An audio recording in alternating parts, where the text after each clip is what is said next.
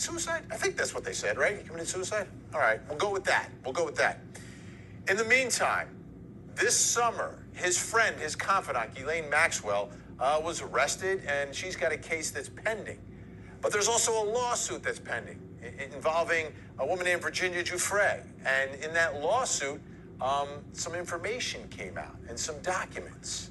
And there's a lot more that we are learning. Let's begin with Ted Rollins telling us about what happened with the Giuffre lawsuit and what we're learning from that end. Orgies, sex slaves, and high-powered names like Prince Andrew are all part of 2,000 pages of now unsealed documents in the case against Ghislaine Maxwell. Most of the documents are from a 2015 since-settled lawsuit filed by Virginia Giuffre, alleging that Maxwell and Jeffrey Epstein abused and trafficked Giuffre while she was underage.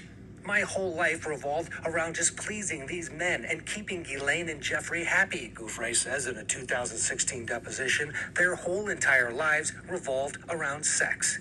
Giuffre, who claims she was recruited by Maxwell when she was 16, says she was sent by both Maxwell and Epstein to please a long list of high-profile men. This is a question Giuffre was asked in her deposition. Other than Glenn Dubin, Stephen Kaufman, Prince Andrew, Jean-Luc Brunel, Bill Richardson, another prince, the large hotel chain owner, and Marvin Minsky, is there anyone else that Ghislaine Maxwell directed you to have sex with? I am definitely sure there is, Giuffre replies, but can I remember everyone's name?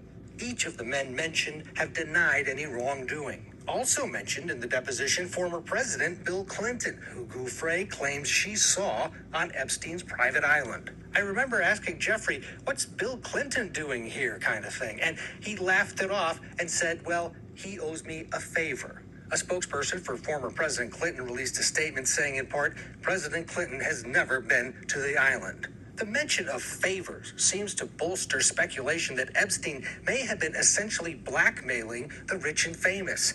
The unsealed documents also contain allegations from Jane Doe 3, who claims she was forced into sex with Prince Andrew, instructed to not only give the prince whatever he demanded, but also, she says, to go back to Epstein and to, quote, report back to him on the details of the sexual abuse. There's one school of thought that he wasn't as wealthy as people thought, and that he made his money through blackmail. So he had people come out to the island, had them sleep with young women, and then had dirt on them.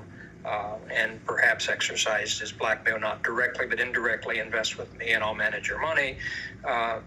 There hasn't been a lot of hard proof of that, but that's certainly one of the elements. Also in the unsealed documents, emails between Epstein